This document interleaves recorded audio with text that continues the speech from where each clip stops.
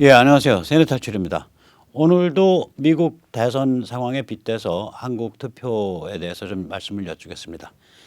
어, 먼저 자율구독료 말씀부터 좀 드리고 시작하겠습니다. 신한은행 140-012-108493 주 백모 프로덕션, 어려울 때인데도 계속 도와주셔서 백모 세네 탈출 진행하는 데 큰 어려움이 없습니다. 감사합니다. 그리고 신간 트럼프의 전쟁 10월에 나옵니다. 스텔스호는 가제목이었고요. 친중 글로벌리스트의 미국 정복 음모를 낱낱이 파헤치고 있습니다. 주한 미국 대사 해리 해리스 대사도 이 책을 추천한 바 있습니다. 지금 주문해 주시면 백모가 특별히 서명해서 한 분 한 분께 보내드리겠습니다. 자, 지금 이 미국이 선거제도 가지고 지금 몸살을 하고 있어요. 사실은 이게 이제 트럼프에 대해서 별로 그렇게 호의적이지는 않은 신문이죠. 월스트리트저널의 사설입니다. 에디토리얼 보드가 쓴 그 제목인데 오늘자 신문일 거예요. Mail vote madness in Pennsylvania. 펜실베니아의 우편 투표는 미친 짓이다. 뭐 그 정도 뜻입니다. 참고로 이제 펜실베니아 격전지 중에 하나고요. 2016년 선거 때에 트럼프가 불과 4만여 표로 승리한 곳입니다. 이런 데서 이제 뒤집어지면 선거인단이 뭐 몇십 명 움직이게 되죠. 미국은 각 주별로 선거제도가 조금씩 다릅니다. 현행 이제 펜실베니아의 문제점은 선거일 아침 7시에야 우편투표 개표가 시작됩니다. 참고로 미국은 우편투표를 개표할 때 시간이 엄청 걸립니다. 투표지 하나하나마다 미리 등록되어 있는 그 시그네처하고 그러니까 사인하고 서명하고 서명이 맞는지 안 맞는지 다 대조해야 되고 그래서 굉장히 시간이 많이 걸려요. 그래서 이것이 보통 한 3, 4일 전부터 개표가 시작되어야 이번 같은 경우 이번에 이제 그 말하자면은 이 당일날 이제 그 당일 현장 투표보다 우편 투표가 상대적으로 양이 굉장히 많아질 걸로 지금 예측되거든요. 코비드 그 우한 코로나 때문에. 그래서 이걸 좀 앞당겨서 개표를 해야 대충 당일날 혹은 그 다음날 맞춰냅니다. 근데 이런 식으로 개표를 늦게 시작하면 그러니까 투표일이 11월 3일인데 그 끝나고도 한 일주일이나 지나야 운이 좋아도 일주일이나 지나야 투표 결과가 집계됩니다. 그다음에 두 번째 문제는 뭐냐면 비현실적인 마감입니다. 펜실베니아 이 그 우편투표법에 의하면 10월 27일 오후 5시까지 신청을 마감해야 됩니다. 신청을 마감할 수 있습니다. 그리고 11월 3일 즉 투표 당일날 오후 8시까지 도착이 마감됩니다. 그런데 11월 3일이 화요일이니까 11월 1일이 일요일이고 10월 31일이 토요일입니다.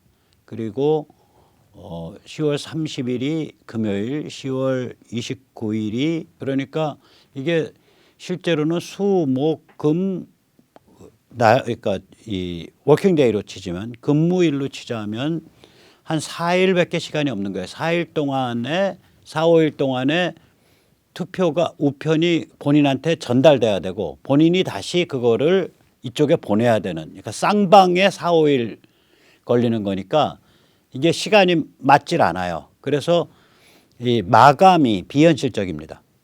그 다음에 이제 이 개표를 하다가 뭐 서명이 이게 먼저 번 이렇게 등록되어 있는 서명과 좀 다르다. 그래서 부족하거나 의심되는 그런 데이터가 있으면 본인한테 연락을 취해서 내방을 해가지고 본인이 그거를 다시 보정할 수 있는 그런 찬스가 없습니다. 그러니까 지금 이 우편 투표를 올해 이제 여러 가지 이유로 그러니까 프라이머리를 한다든지 혹은 다른 거를 한다든지 했을 때 그 지방선거 이런 스케줄에 의해서 한 데에서 이런 사고가 굉장히 많이 나고 있습니다. 그러니까 대량으로 표가 무효 처리되고 표가 막 중간에 떠버리고 실종되고 이런 경우가 굉장히 많아요. 그래서 이제 펜실베니아 주 의회는 이제 공화당이 지배하고 있기 때문에 공화당에서 이런 문제를 해결하기 위해서 이 스케줄을 조정하는 방안을 지금 내놔서 통과를 했습니다. 주 의회를. 그런데 주 지사가 거부권을 행사해서 그 법안을 거부하고 있는 상태입니다. 그래서 개선 방안이 교착 상태인데 다른 주들에도 이렇게 그 발빠르게 합리적으로 개선 방안을 그 찾으려는 움직임들이 이러저러한 이유로 아예 존재하지 않거나 혹은 그런 움직임들을 정치권 스스로 거부하고 있는 그런 상태가 되어 있습니다. 이런 상황은 이제 미국 선거제도가 굉장히 그 심각한 위기에 있다. 그리고 이것이 이번에 이제 우한 코로나와 맞물려서 약 8천만 표 정도, 그러니까 절반 이상이 투표자의 절반 이상이 우편 투표를 하게 될 것 같은데, 그래서 우편 투표량이 급증하는 상태에서 이것이 이번 대선에서 굉장히 큰 문제를 일으킬 것이다. 이건 뭐 자명한 일인 것 같습니다. 그래서 이거를 요새 나오는 용어가 선거 해체, 일렉션 멜트다운, 멜트다운이라는 건 녹아버린다는 거죠. 선거 자체가 녹아버렸다 이거예요. 선거 해체 및 정치 내전으로 가는 거 아니냐, 이런 이제 그 글들이 요즘 많이 나오고 있습니다. BBC 방송에서도 나오고 있고요. 그러니까 들으면 아실 만한 글로는 아까 월스트리트저널도 말씀드렸고요. 참고로 이제 그 유니버설 unsolicited universal mail-in voting, 그러니까 신청하지 않았음에도 불구하고 주 정부가 보유하고 있는 그 엉터리죠. 물론 엉터리 선거인단 명부에 의해서 모든 선거인에게 그 우편 투표지를 보내는 그러한 주는 지금까지 그러니까 9개 플러스 워싱턴 DC. 워싱턴 DC는 주가 아니니까요. 그렇게 해서 10개 지방입니다. 그런데 그 중에서 5개 주는 예전부터 그 일을 해왔고 비교적 뭐 큰 문제 없이 해온 데입니다. 하나가 콜로라도, 다른 데가 오레곤, 또 다른 데가 유타, 또 다른 데가 워싱턴, 또 다른 데가 하와이입니다. 이 5개 주는 예전부터 주에 등록되어 있는 유권자에게 무조건 보내는 방식을 취해왔습니다.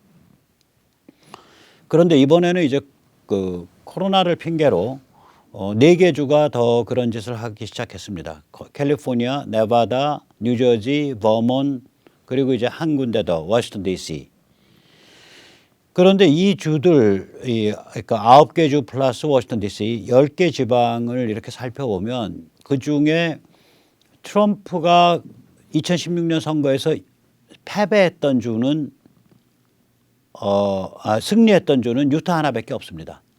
다시 말하자면 트럼프 입장에서 보면 이 무조건 모든 그 등록된 투표자 선거인에게 보내는 그러한 방식을 취하고 있는 9개 주 플러스 워싱턴 DC 중에 특별히 더 손해 볼 데가 없는 거예요. 유타 한 군데 빼고는. 그럼 뭐가 문제냐? 이 우편 투표가 이제 유행이 돼서 이게 막 7천만 표, 8천만 표가 이제 우편 투표로 치러질 가능성이 있다, 이 얘기가 나오고 있는데, 그렇게 되면 이제 개표가 마비되는 게 문제가 돼요. 특히 이 우편 투표 제도가 미국이 여러 가지 선거 제도에 큰 문제가 있기 때문에 주 내에 이중 투표를 막는 것도 허술하고요. 그럼 생각을 해보세요. 대부분의 주들이 그러니까 이 투표일까지 도착하면 되거나 우편 투표가, 혹은 투표일까지 도착하면 되거나 아니면은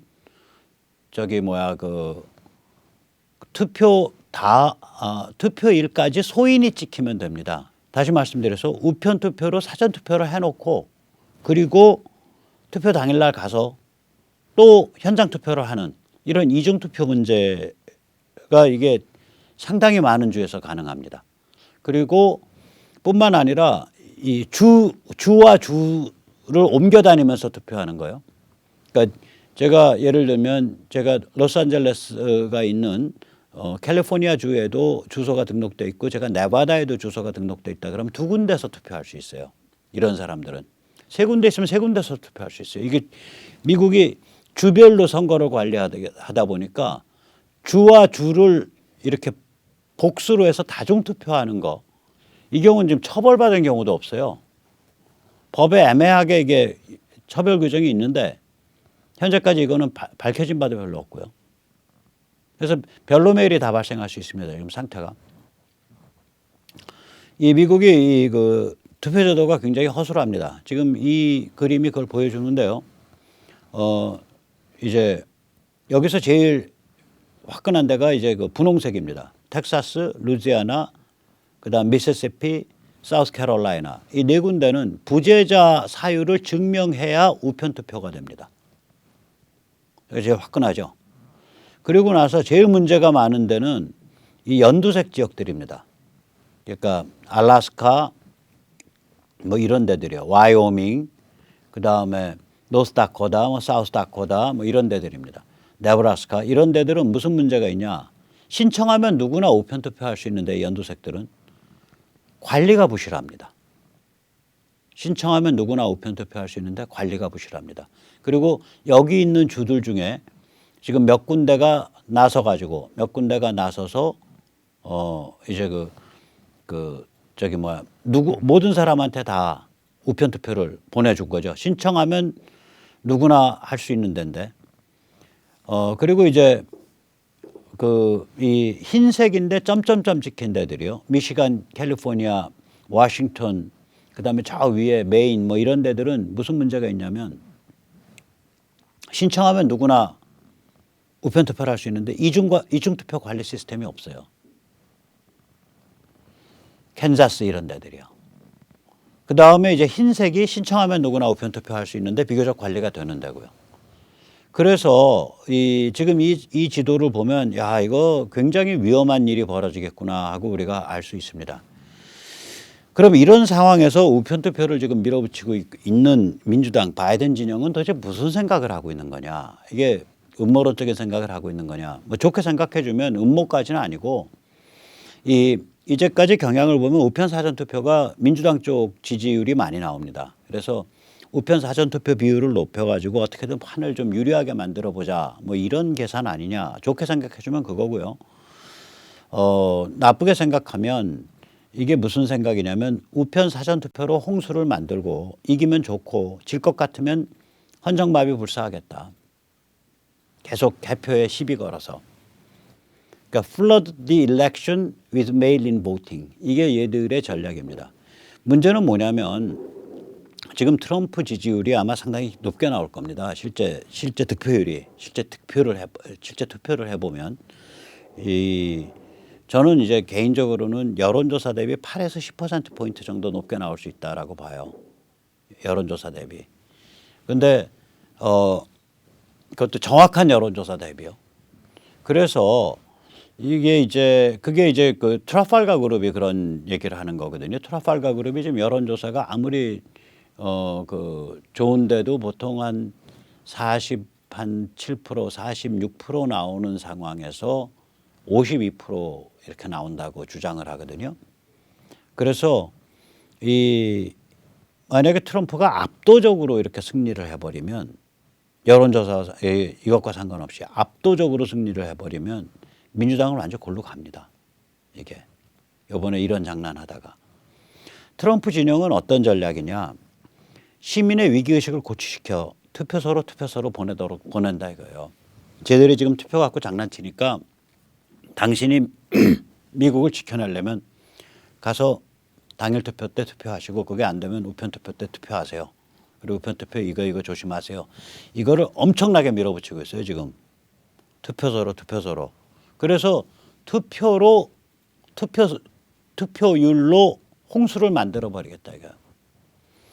그리고 그래도 부족하면 우편 투표 하나하나를 모두 검증한다는 거예요. 그래서 투개표 참관인을 대규모로 조직한다. 이걸 이제 이 투개표 참관인을 이 트럼프 진영에서는 이름을 트럼프 폴 워처라고 이름을 붙였습니다. 폴 워처니까 이제 투표소 개표소 참관인이 되죠. 폴 워처.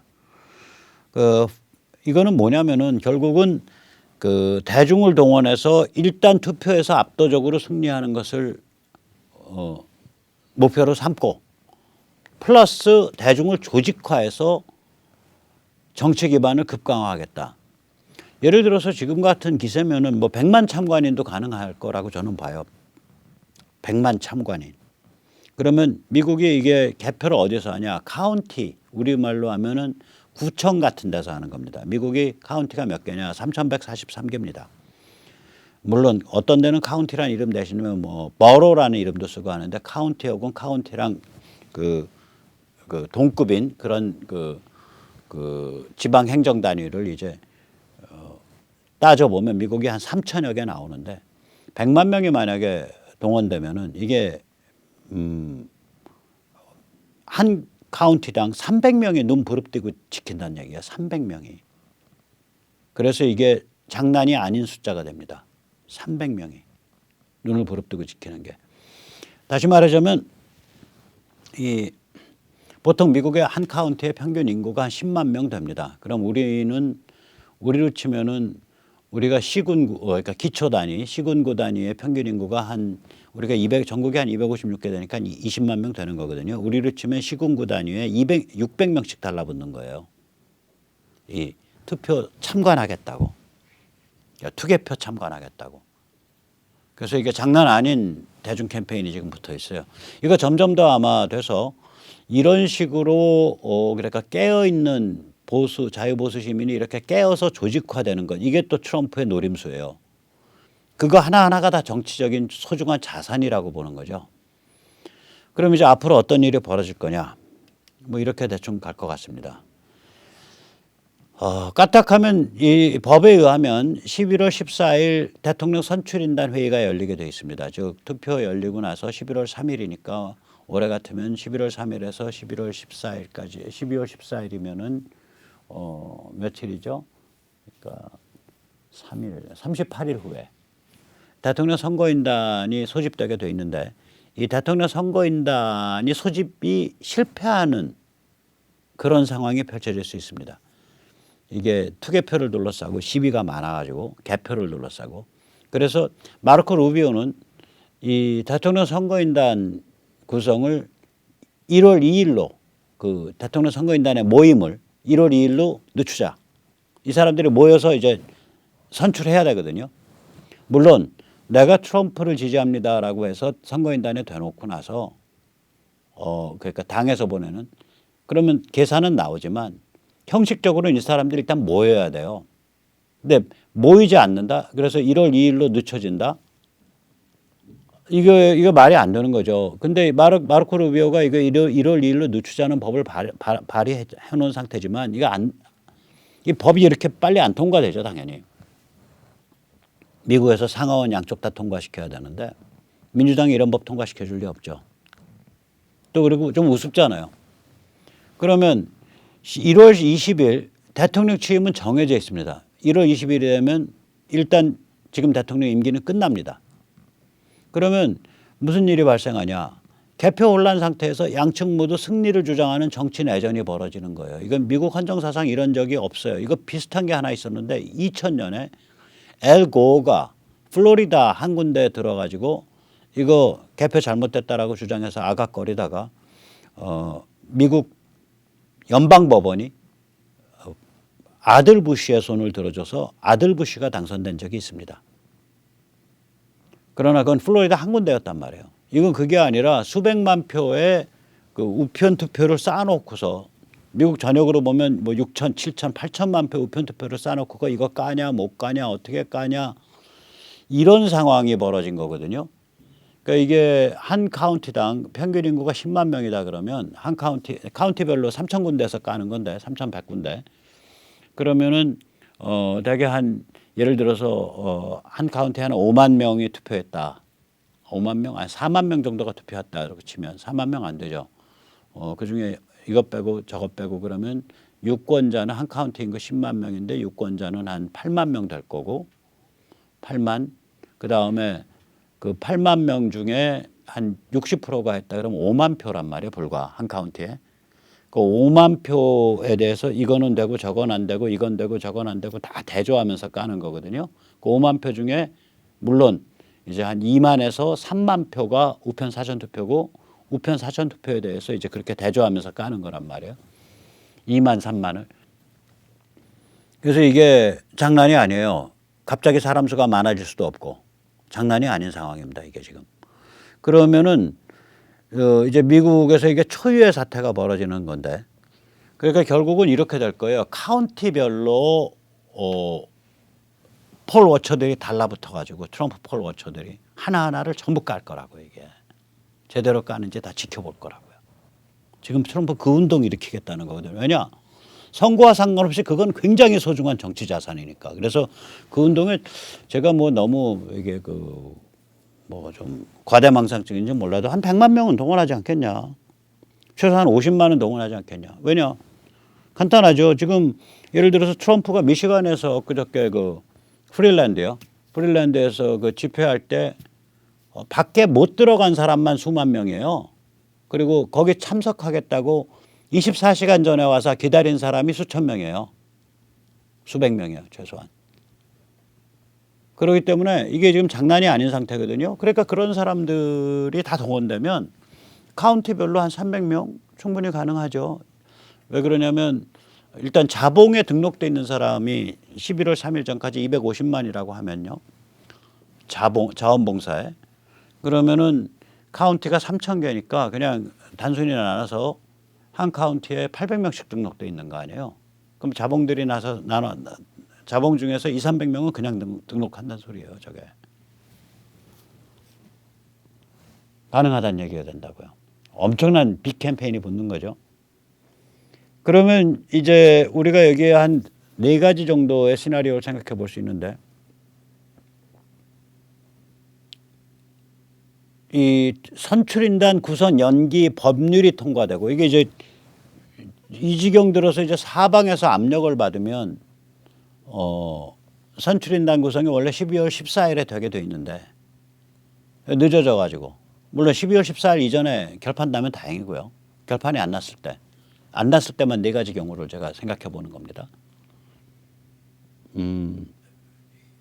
선출인단 구성 연기가 통과가 돼서 의회가 압력을 받아서 1월 20일 이전에 그러니까 그 법률에 의해서 선출인단 대회를 뭐 1월 15일 날 하고 그때까지는 그래도 한 2달 정도 시간이 있으니까 어떻게든 결판이 났겠죠.